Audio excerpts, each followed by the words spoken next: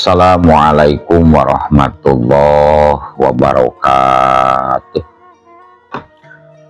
Wadia balad ate ofisial di mana wae ayana. Alhamdulillah wa syukru ala ni'amillah.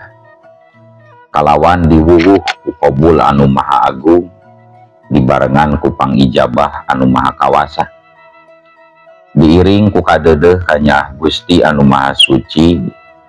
Urang ayeuna dugi kadangat ayeuna masih keneh tiasa ditepang dangukeun deui dina acara anu matuh kamemet urang sadayana. Nyatana dina pagelaran dongeng Sunda jejer carita enggalnya. Nyatana dina luaran si Giwang bagian anu ka hijina. Ieu dongeng si Giwang mangrupikeun buah karyana Kang Rudiansah ti Palihan Garut. Kangge Kang Rudiansah ngahaturkeun rewu nuhun laksaketi kabingahan pehna parantos nyintunkeun naskah sakaligus ngawidian mamang kangge medar ieu dongeng dina channel ATE official ieu. Atuh sumangga kanu teu acan subscribe geura subscribe heula. Marah langkung pogot sareng langkung sumanget deui ka si mamangna dina enggoning medar ieu dongeng. Nging hilap di like di komennya nu saseur-seurna. Lainna naon mamang masok bingah kitu nya upami maosan komentar-komentar ti para wargi sadayana teh. Kalintang bingahna deui upami mah link video mamang ieu dipangeserkeun atanapi dipangbagikeun. Atuh ngeurah teu nyangkolong tingkana waktos sumangga ayeuna mah urang kawitan dongeng si Giwang. Alhamdulillah. Dongeng si Giwang bagian anu munggaran. Kumaha jucungna ieu carios? Sor si kopina, par samakna, betot simbutna, pagehan tali kolorna, bisi morosot, merezel, morozol, uzlan di tengah zalan. Tempak dung tes.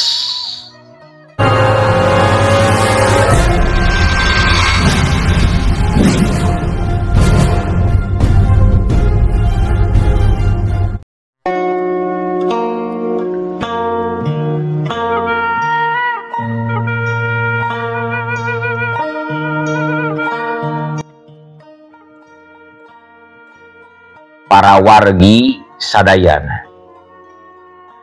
biasa nama dina wanci peuting kitu mah kayaan teh sepiting krim tiis jeuli herang mata. Sabab biasana warga-warga Pilemburan harita pasti masih keneh keur salaretibra keur ngambah ka alam pangimpianana masing-masing. Lain jika peuting harita kayaan teh mungguh mata keung jeung ketir. Sabab prajurit Walanda geus mimiti deui ngambah ka Pilemburan kalayan nyieun kaributan atawa nyieun Raja Wisuna seperti biasana. Awewe pribumi anu gareulisna kajeun anu lengoh kajeun anu boga salaki kapaksa kudu daek ngaladenan jeung ngalayanan kana satiap kahayangna serda dua Walanda bari kabeh taya anu waranieun mungpang atawa ngalawan sarta salakina nganukur caricing bae lantaran sieunun ditembak ku serda dua Walanda. Tapi mun seug parang aya nu wani ngalawan jeung mungpang kana kahayang Walanda geus pasti nyawa anu jadi taruhanna. Di luar kadenge Kopral Jomset anu memang mimpin serda dua Walanda anu harita keur ngaranjah ka eta Pilemburan. Cumarita ditarikeun sorana. Nalika katingali prajuritna kabeh geus karumpul deui satutas ngalaksanakeun pancen. katut nuntaskeun karakter kahayangna masing-masing. Ayo prajurit, kita pulang ke markas dan bawa semua jaran kita. Cepat mas, cepat, cepat, cepat, cepat. Cek Kopral Jomse bari ngacung-ngacungkeun leungeunna ka luhur sarta hanjat kana tonggong kuda bodas. Dina kayaan keur kitu trojol harita aya warga lalaki norojo geus rada umuran keluar ti jero imah bari nyarita ka saurang sardadu Walanda dumeh anak parawana anu ngan hiji-hijina teh adon arek diculik rek dibawain rek dipaksa cenah dijadikeun pamajikanan. Jangan tuan, jangan kau cokot anak saya tuan. Duh, ebah surebah, ieu bapak ebah, ieu bapak ebah. Cek eta lalaki bari geus boroboran ku getih awakna teh jiga tapak nyiksa ti samemehna ku eta sardadu Walanda. Bapak, ebah tulungan bapak, tulungan bapak. Nyi ebah jejeritan hayang ditulungan ku bapana, tapi bapana ngan ukur bisa rumahu bari ku sardadu Walanda ngadon di puncerengan. Oh pardon se, diam gandeng kowe olang bodoh, mampus kowe.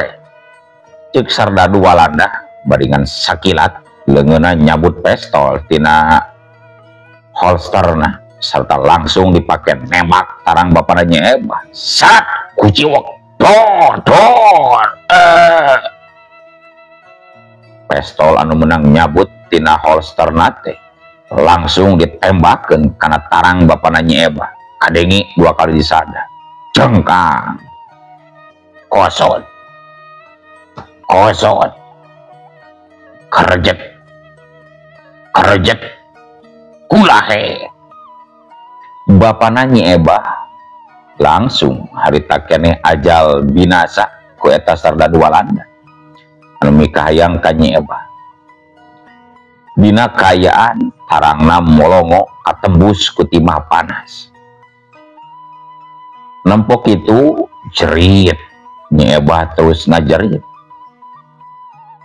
Waktu bapana binasa alatan ditembak tarangna ku eta sardadu Walanda. Nyi Ebah terus ngalang gerak kapiuhan teu eling di bumi alam. Kopral Jomse jeung 20 prajurit sardadu Walanda nu sejena geus kitu mah terus arindit ninggalkeun eta pilemburan bari sareuri ngumbar kasukana sabab bebenangan leuwih muncekil dina peuting harita. Harta banda para warga dikerin, nyawa kula warga ngaralaya sarta parawan kembang desa katut pamajikan-pamajikan urang pilemburan anu garelisna digaradabah kahormatanana jeung aya anu diculik dibawa indit segala rupa.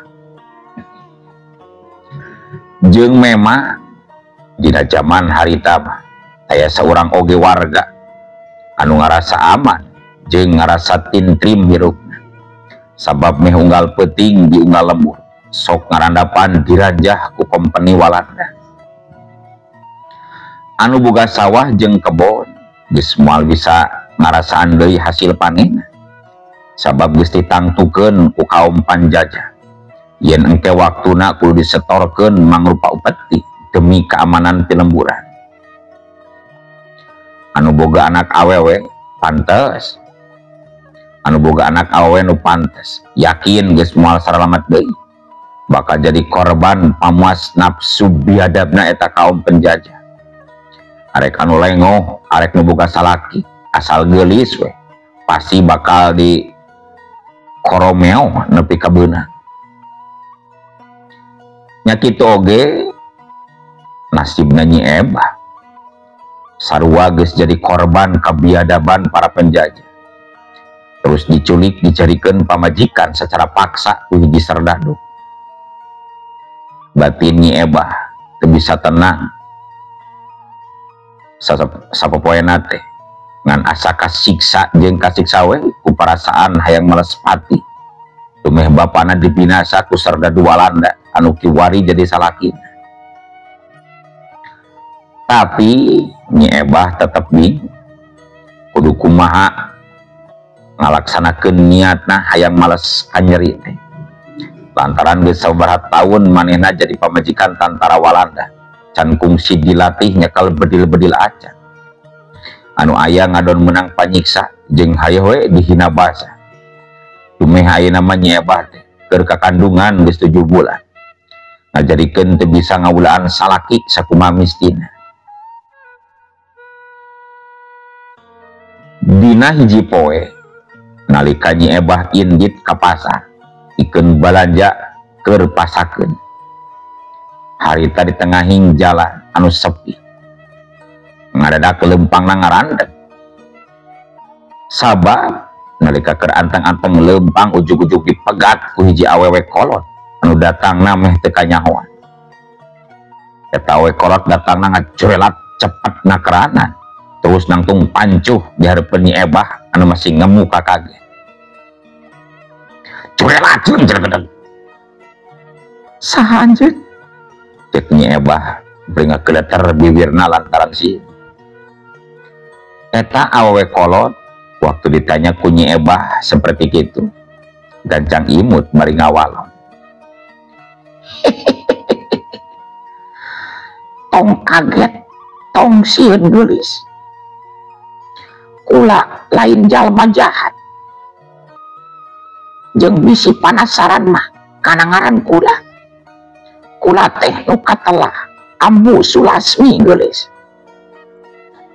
Kula lumuk matuh di Gunung Sembung lila numpi diri tina karamean. Walon eta we kolot anu ngakukeun ngaran Ambu Sulasmi. Dupi ambu aya maksud naon megatan jalan abdi di dieu? Cek Nyi Ebah deui. Tina sieun jadi timbul rasa kapanasaran. Ambu Sulasmi imut deui bari tuluy ngajawab kana pananyana Nyi Ebah. Kumang rupa jawaban anu matak ngagetkeun pikeun Nyi Ebah harita. Kula teh ngarasa katarik hate ku eta jabang bayi anu aya dina kandungan Nyai. Mun engke brag-brag kalam dunya omat eta jabang bayi dikeun ka kaula sabab kula butuh pimurideun anu kahareupna rek disiapkeun pikeun jalma anu mungkas tindak laku kajahatan sakaligus anu rek ngawaris ilmu ti diri kula. Cek Ambu Sulasmi. Asa teu mungkin anjeun butuh murid tapi ngadon ngong toyong anu masih keneh orok dina jero beuteu. Ari lain aya maksud sejen mah mustahil. Cek Nyi Ebah. Tadi nama memang geus geuleuy nyaritana teh ka Ambu Sulasmi. Tapi harita Nyi Ebah kapaksa nyaritana jadi teu geug deui lantaran kapangaruhan ku perasaan curiga. Ieu Nyai geulis.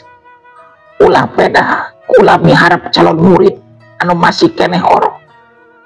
Tapi engke tingali kumaha istimewana eta budak mun geus gede. Kula nyaho Nyai teh hayang malespati ka salaki anu geus mateni anu jadi bapana. Nyai sasatna salila ieu teh kan saukur kapaksa jadi pamajikan si Tuan Bule. Itu apanan Nyai teh salila ieu bener teh Nyai? Cek Ambu Sulasmi ngadon malik tumanya ka Nyi Ebah. Sedengkeun Nyi Ebah oge tembok ngadon terus ngahulang ngaragaman sabab nambahan deui rasa kakagetna lantaran Ambu Sulasmi tetela bet bisa nyahmun jeung bisa nebak kana kahirupan manehna nu salila ieu digenggem dina jero batin. Katingali sorot panon Nyi Ebah jadi semulayu pangaruh tina batin anu keur nalangsa disusul ku nyurucudna Cipanon mapai kana pipi. Teu lila Nyi Ebah kadenge nyarita lalauna. Nah, ambu bisa apal karena jujutan lalakon hirup abdi anu sabenerna. Apa gimana ambu? Sedangkan ambu salila ieu cenah mengukur jadi ahli tatapak di Gunung Sembuh. Di mana apalna ambu? Cek Nyi Ebah.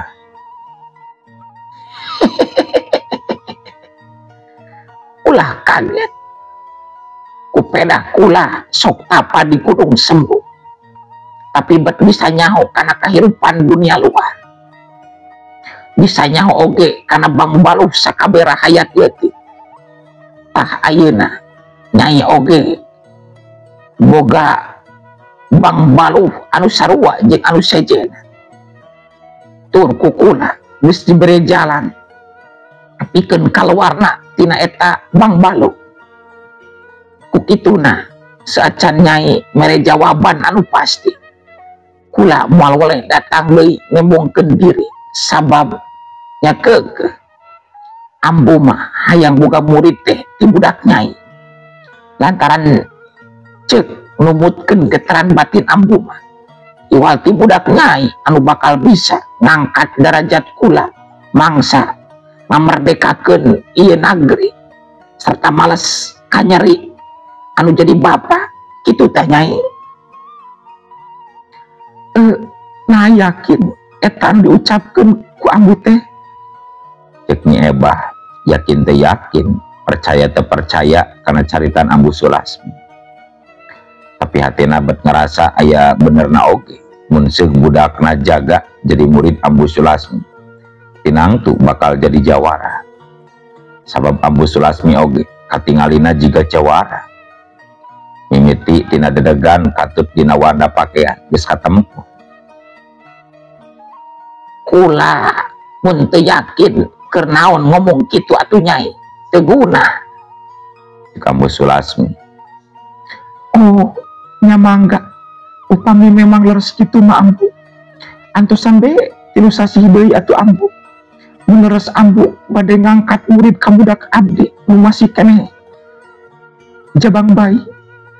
Di ieu tempat ku abdi diantosan deui kasumpingan ambu mungkin tilu sasi kapayun. Nah bener eta teh Nyai. Nyai arek masrakeun budak ka ambu. Nya mangga bae ambu. Asal leres ambu bade ngangkat murid ka budak abdi engke. Mangka engke mun ieu budak lahir ka alam dunya ku abdi bade dipasrahkeun saenggala ka ambu. Hade ku ambu engke bakal didagoan deui di dieu kira-kira waktu 3 bulan atau 4 bulan deui. Sabab ambu oge ngarti sanggeus ngajurut teh moal ujug-ujug jagjag butuh waktu pikeun nyanda. Ngan tapi ke heula kula can dibere nyaho saha ngaran anjeun teh Nyai anu sabenerna. Oh, wasta abdi mah Ebah ambu. Bapak abdi anu katalah Aki Sungkara. Sarta pamitos aya dina kacendekan kieu mah. Abdi ayeuna senjamuli heula we ka lembur ambu. Salaki abdi bisi dedepeut edah mulang ti pasar bet lami-lami teh. Heueuh, juga atuh Nyai gerabali. Jeung ari geus aya kasapukan kitu mah. Kula oge jadi regreg hate ieu. Sarta didungakeun ku kula. Hidup sing lungsur langsar nalika ngajuru. Tapi saacan idit kula mihape pakekeun ieu kongkorong jimat mun eta budak geus lahir. Yeuh, pakekeun. Cek Ambu Sulasmi terus musiwal nyokot Kang Kalung anu dijieun tina kulit orai sarta gagantelna tina tulang manuk buuk. Eta Kang Kalung teh laju dipasrahkeun ka Nyi Ebah anu harita terus nyerita deui bari narima eta Kang Kalung. Nuhun pisan ambu. Ieu kongkorong ku abdi bade disimpen heula. Sarta mun engkin orok abdi tos lahir ku abdi bade enggal dianggikeun. Tapi bebas ieu teh kitu. Mun budak abdi awewe atawa laki ngangge ieu kongkoro atanapi kumaha Bu? Apan teu terang ieu calon urang kali abdi teh duka istrinya duka dipamanggeutkeun ambu. Bebas Nyai, bebas. Arek ku budak lalaki, arek ku budak awe oge dipakena bebas. Sabab eta kongkorong teh lain keur pakeun wungkul, tapi keur hartikeun pikeun jiwa anu makena. Ngagambarkeun yen jalma anu makena eta kongkorong mangrupa hiji jalma anu kuat tur seukeut batina katut boga wibawa gede. Tah sakitunya Nyai. Ambu ayeuna mulang heula ieu. Engke urang bakal petepung deui kurang leuwih 3 atau 4 bulan. Iya, coelan ceneng les. Dengan sakilat pisan Ambu Sulasmi nyampak geus eueuh we di eta tempat. Leungit tina tetepannya Ebah. Gerakanana bener-bener cepat nakal. Atuh nempo nini atau Ambu Sulasmi geus mangkat nyeba oge mangkat nuluykeun lengkahna.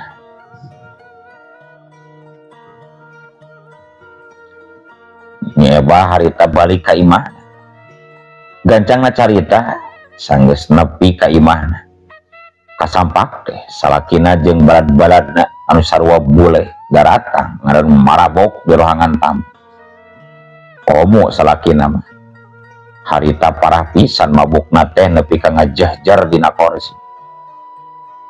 Nyi Ebah teu malire kana kaya terus bae buru dapur pikeun popolah. Sabab manehna kudu jadi salaki dibere wewenang pikeun ngatur kahirupanan. Lantaran dianggapna Nyi Ebah teh ukur hirup numpang.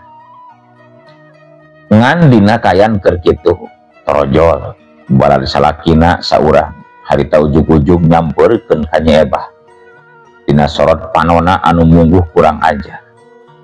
Jeung eta jalma teh mabukna memang teu parah-parah teuing kawasu saja. Nyi Ebah tangtu we kaget jeung sieun waktu aya laki sejen ngadon nyampeurkeun teh. Harita gancang Nyi Ebah ambek ka eta jalma. Heh, arek naon anjeun? Hayo mundur ningkah. Cek Nyi Ebah bari mencerong seukeut ka eta jalma kalayan dibarengan ku perasaan sieun. Sabab babaturan salakina bet ngadon taus kadeuketan. Hehehe. Well. Tenang kamu Nona. Yang lain lagi pada tidur karena mabuk berat, Neng. Sementara itu merasa kesepian dan ingin sesuatu dari kamu, Nona anu gelis nu heran. Oh saya, mari. Kita bersenang-senang dulu. Mari. Hehe. Cek eta balad salakina bari lunggak linggek jeung kumasep pika sebeleuh. Leungeunna harita terus mukakeun sleting calanana bari tetep nyampeurkeun ka Nyi Ebah beuki deukeut. Tong ngadeukeutan kuring ka ditu nyingkah. Cek Nyi Ebah anu paromanana beuki sieun. Oh Ebah, entong sieun en takut sama Tuan ya. Tuan hanya ingin memberimu satu kenikmatan yang lebih dari suamimu. Bukan untuk menyiksa, bukan untuk menyiksamu, oh Ebah. Cek eta sardadu panona mangsa netep kana awak Nyi Ebah kota gular-giler jeung ngerutret ka luhur kahana. Kundok lakina turun naik sarta sungutna kumetap jika ucing anu keur kalaparan. Jeung memang kitu pisan watakna bangsa Walanda harita nalika keur ngajajah di ieu lemah cai.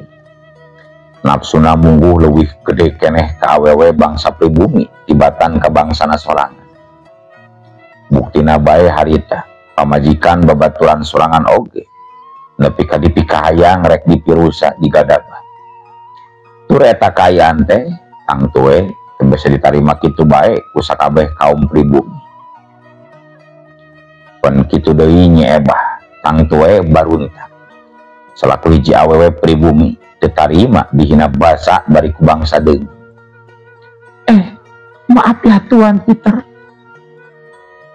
Anda jangan kurang ajar terhadap saya, atau kamu mau aku cebor dengan air panas ini? Cek Nyi Ebah tina sieun jadi rek nekat wani ka eta serdadu Walanda terus nyarita ngandung ancaman. Tapi serdadu Walanda anu katelah Tuan Peter ngadon seri sinis ka Nyi Ebah. Hehe, kowe olang kudu ngancam sama Tuan. Tuan tidak takut kok. Ayo kita bermain-main, Nona. Hehe. Tuan Peter bari terus ngarangseg kahar arek nangkep awak Nyi Ebah anu keur nangtung deket kompor hulu jeung cai anu keur meujeuna ngakolak ampul-ampulan dina panci.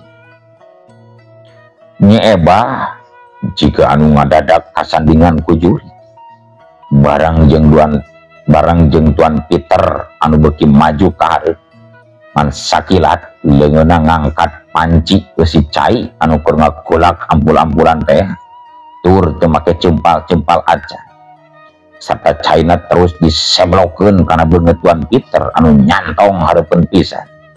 Wah,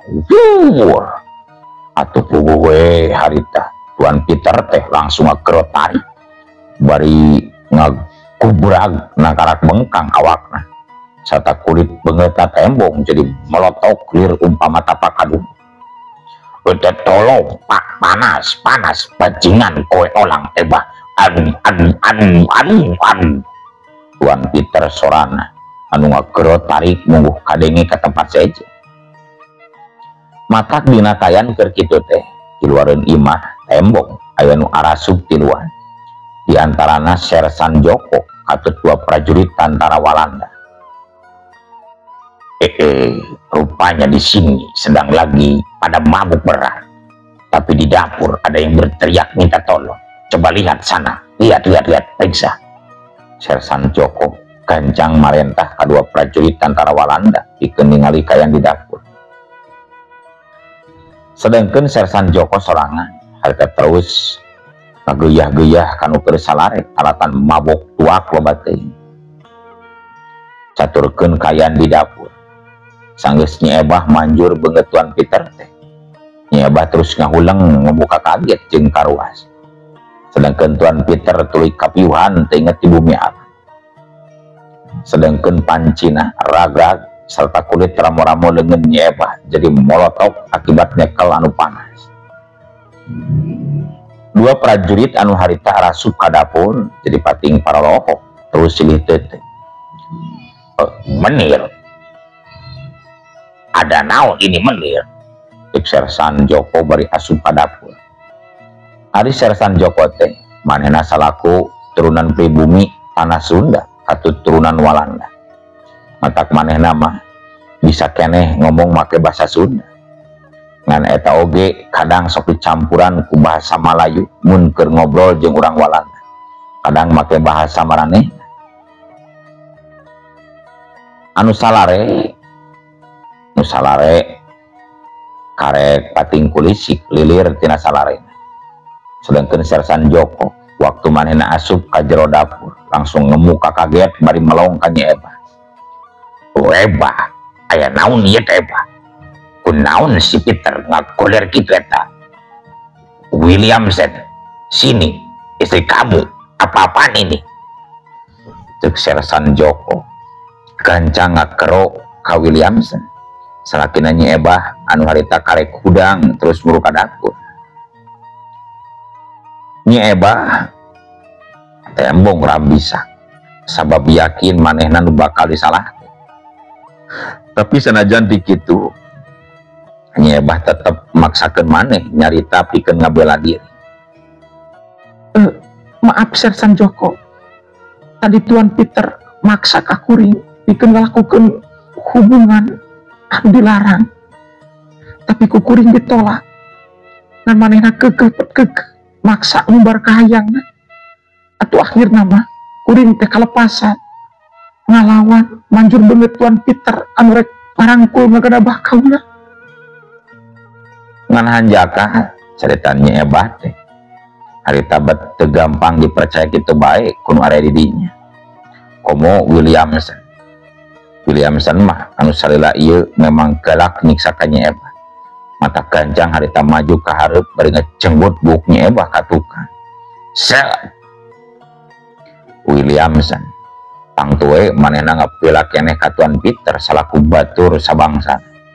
Jeung kawilang anu pangdeuketna kasebut sobatna pikeun manehna.